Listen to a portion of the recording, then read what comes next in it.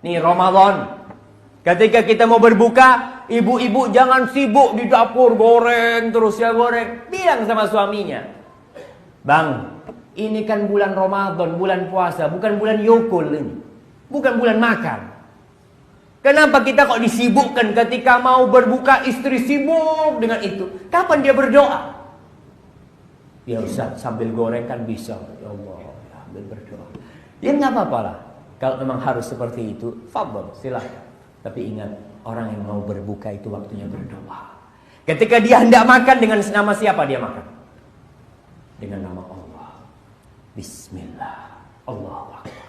Ketika selesai makan, ya dianjurkan berdoa, "Dhahabadh dhama wabtallatil uruq wa thabatal ajru insyaallah." Allah terus yang dia sebutkan karena dia hamba Allah Subhanahu wa taala. Selesai makan, siapa yang dia sebutkan? Alhamdulillah. Allah lagi yang dia sebutkan. Karena memang ibadah puasa ini mengajarkan kita untuk menjadi budaknya Allah Subhanahu wa taala. Kita ini hamba Allah. Semuanya milik Allah Subhanahu wa taala.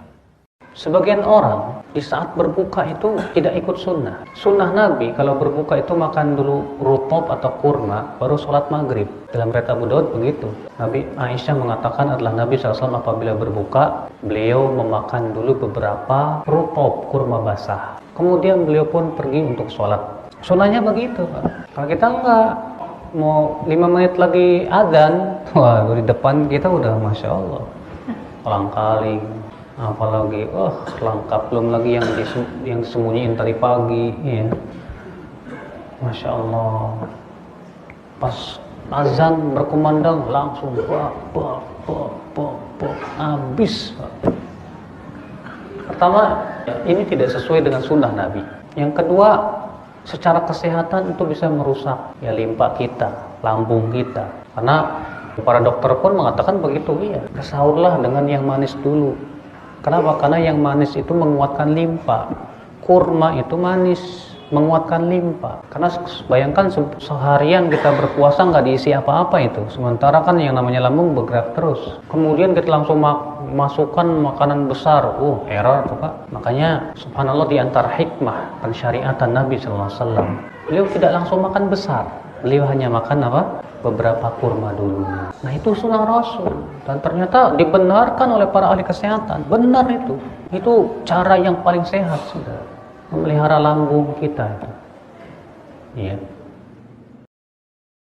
Buka bersama tidak sekedar makan bersama, tapi juga menjadi momen silaturahmi sekaligus bersantai bersama kerabat dan teman. Tapi hati-hati, bisa terjatuh pada dosa-dosa ini. Gibah adalah kamu membicarakan saudaramu mengenai sesuatu yang tidak ia sukai. Apabila benar apa yang kau bicarakan itu tentang dirinya, maka berarti kamu telah menggibahnya atau menggunjingnya. Namun, apabila yang kamu bicarakan itu tidak ada padanya, maka berarti kamu telah memfitnahnya, menuduh tanpa bukti. Meninggalkan sholat maghrib. Waktu sholat maghrib sempit. Jangan terlalaikan karena ngobrol seru mengenang masa lalu. Sholat tarawih di masjid tak terkejar. Padahal menegakkan malam-malam Ramadan dengan ibadah sholat memiliki keutamaan. Di antaranya mendapat pengampunan dari Allah, sebagaimana sabda Rasulullah Sallallahu Alaihi Wasallam. Barang siapa yang menegakkan malam-malam bulan Ramadan dengan keimanan dan mencari keridhaan Allah, maka diampuni dosa-dosanya yang telah lalu. Bercampur baur pria dan wanita. Ummu Salamah radhiyallahu anha, ia berkata, yang artinya Rasulullah Shallallahu Alaihi Wasallam jika salam dari sholat, para jamaah wanita kala itu berdiri. Beliau tetap duduk di tempat beliau barang sebentar sebelum beranjak. Kami melihat, wallahu a'lam, hal itu dilakukan supaya wanita bubar lebih dahulu sebelum berpapasan dengan para pria. Lihat syariat ini ingin mencegah pertemuan antara pria dan wanita. Karena memang campur itu tidak boleh, kecuali jika sulit dihindari. Dosa apa lagi yang bisa terjadi?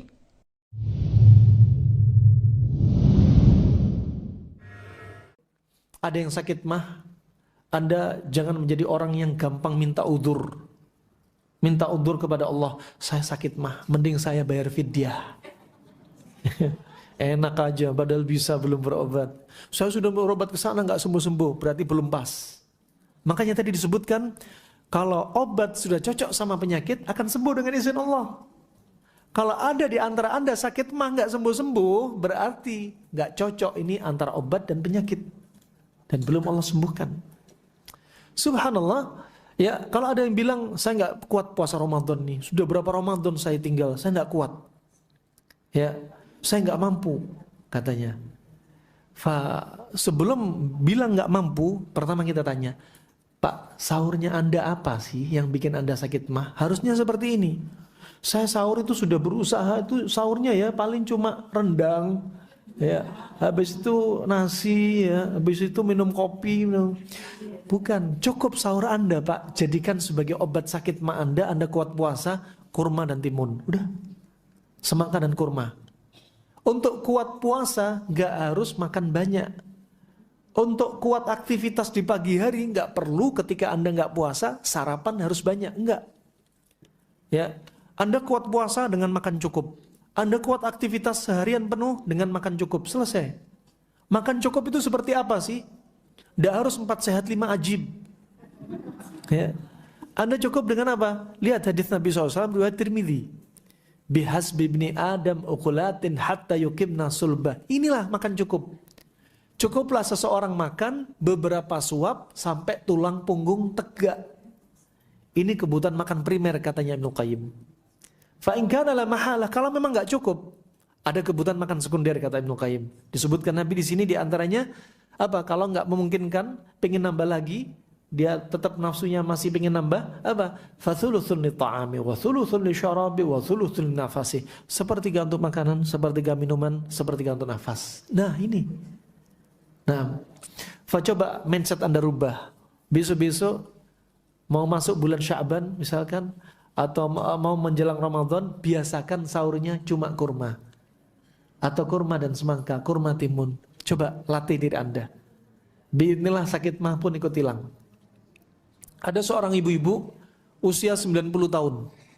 Nenek-nenek usia 90 tahun sudah berobat kesana kemari 1 tahun, pakai herbal, juga pakai obat pasaran, sakit mah. Gak kunjung sembuh. Anaknya sudah ngeluarin jutaan rupiah gak sembuh-sembuh. Anaknya baru ingat, kenapa ya saya gak pakai kurma dan timun? Coba deh saya bawain ibu saya kurma dan timun. Subhanallah, hitungan 1 pekan sakit mahnya sembuh. Nah, makanya untuk sehat itu sebenarnya mudah. Kenapa sehat itu jadi mahal? Karena kita gak tahu caranya. Nasihat saya kepada kaum muslimin, belum ada contohnya dari Rasulullah SAW di antara taraweh salawatan. Salawatnya kadang-kadang juga terlalu berlebihan dan tidak paham apa yang disampaikan. Allahumma salli ala Muhammad. Enggak paham ini, subhanallah. Orang enggak paham, potongnya rame aja. Itu saya khawatir orang yang seperti itu menghilangkan ngantuk sebenarnya. Ini tidak ada contohnya dari Rasulullah SAW. Apakah pernah antum terfikir bahwasanya Abu Bakar, Umar, Utsman begitu di belakang Rasulullah SAW? Sama juga ingin selawatan, ya, selawat yang belum ada contohnya dari Rasulullah SAW. Ya, seperti misalkan selawat sambil dangdutan koplo, selawat hei tayo, ya. Kemudian sallu alaih, lempar surban, sallu alaih. Pernah nggak antum terfikirkan bahwasanya Rasulullah SAW melakukan itu? Ya, hasya wa kalla, mustahil beliau melakukan itu. Tidak pantas pada diri Rasulullah SAW. Dan kita mencontoh Rasulullah SAW. Belum ada contohnya. Kalau belum ada contohnya, kita tidak bisa melakukannya. Karena kita akan ditanya, madza ajabtumul mursalin? Apa yang kalian jawab dari dakwahnya para rasul? Bagaimana contoh kalian kepada para rasul? Bukan kepada orang banyak. Nah, ini para ikhwan yang dirahmati oleh Allah Subhanahu